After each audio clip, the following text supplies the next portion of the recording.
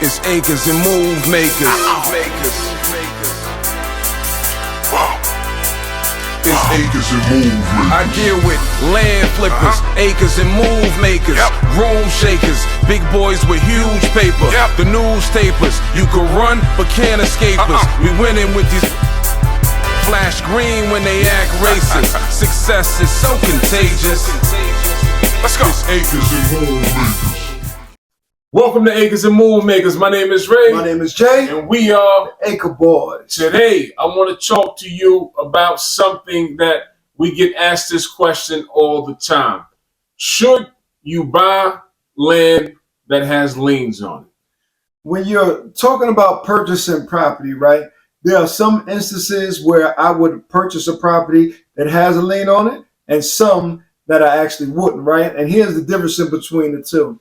On properties that I would consider actually buying a property that has a lien on it is because I've done all my thorough investigation and I know exactly how much that lien costs. Because there's some liens that'll be deal breakers and then others that I can automatically assume based on the profit that I'm making based off of that deal. That's the one caveat, right? So if I'm buying a property for $30,000, the property's worth $70,000, and there's a $1,500 lien on the property.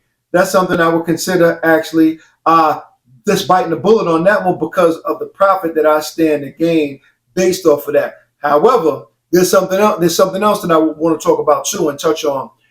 If there is a $1,500 or $1,700 lien on that property, the first thing I'm going to do is bring it to the attention of the actual landowner and do my best to adjust the price based off of what is actually owed, because that's not something that I actually incurred. That is something that the landowner had previously before me actually taking title into my name. So the first thing I'm going to do is try to get rid of that just by talking to the landowner and ask them, hey, listen, could we go ahead and reduce the price so I can swallow up what's owed as far as that lien is concerned?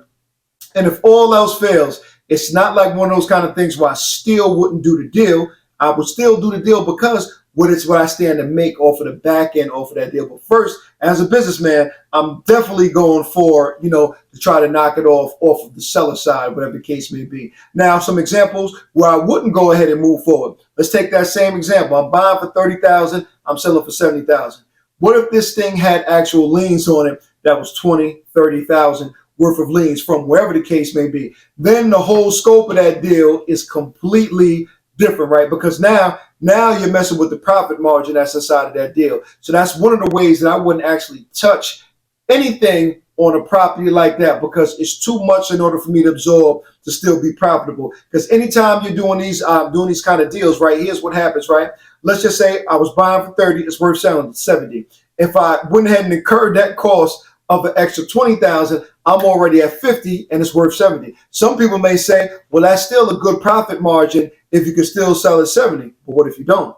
You always have to have some kind of cushion room inside there as far as things that could potentially go wrong inside the deal. What if that 70 is at the top of the market? And in order for me to intrigue new buyers in, I have to drop that price down to 65. Now, what do my profit margins look like? And that's if everything goes perfect. So when those margins get high enough to where it doesn't make sense anymore, I'm not going to entertain a deal unless it has a certain profit margin attached to it. So for me, as far as liens, keep in mind we do two things: tax deed investing and direct to owner. A lot of our people in our tax deed program, they overly concerned when it comes to liens, right? Oh, it has a lien on it, I'm not going to buy it. Oh, it has a lien on it, I'm not going to buy it. Don't be afraid of the word lien, first and foremost, right? Just do your homework and find out what kind of lien is on the property and how much that lien is for. Then you can make an educated decision on whether that's a good buy or not. Typically, when you're dealing with tax deed properties, the kind of liens that you typically run across may be a demolition lien, meaning that the house needs to be torn down or at some point was torn down by the county and they incurred the cost of tearing it down. So the demolition fee goes into what they call a demolition lien that's slapped on that property or that homeowner at the time. Grass cut liens is another one that you incur or find often in tax deed investing. Grass cut liens just mean that whoever the owner was, they haven't been keeping up with the grass and keeping it cut. County has been cutting the grass, so they slapped a lien on it for a grass cut lien. Just find out. And sometimes even a grass cut lien could accumulate over time to thousands and thousands of dollars. So you need to know. And sometimes it's only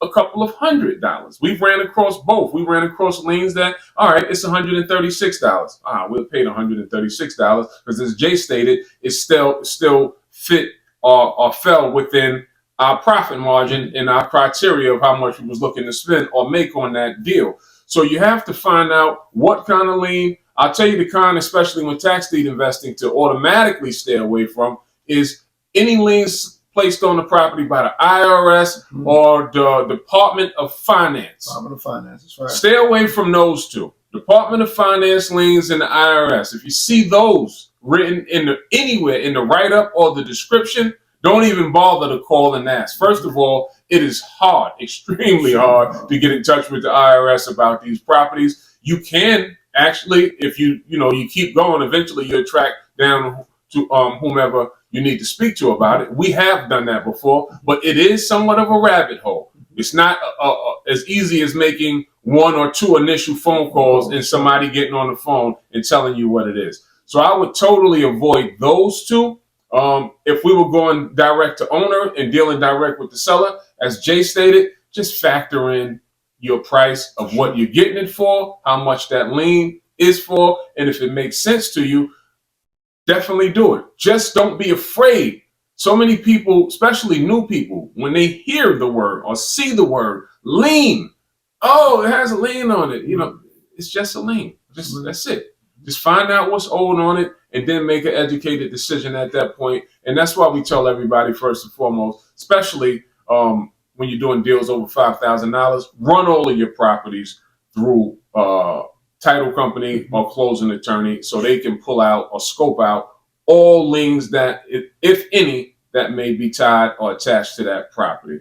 When it comes to tax deed investing, we get asked this question a lot too. Should I run title on this property? I don't run titles on my tax deed properties. There is a place that we use if we ever wanted to pull a soft search. Then we'll pull a soft search. So you have to find out when you're doing tax deed investing. Ask that county, do they do away with all liens on their properties once it goes through the auction? And a lot of them do. Most of them do, in fact. And if they don't, they spell it out. They state it out that we don't get rid of liens. It comes along with the property if there are liens on the property. So just doing good homework, excellent due diligence work on the front end, and then you can proceed from there.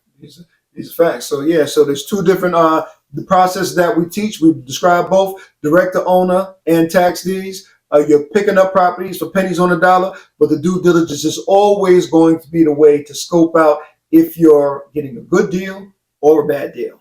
Definitely. Those are excellent jewels, Excellent by the way. gems, Excellent, sure. Excellent. So if you found it useful, like, comment, subscribe, all of that. And we'll continue to bring you as much free game as humanly possible. So to the next time, invest in dirt. It's the cleanest way to make money, y'all. Peace. All right.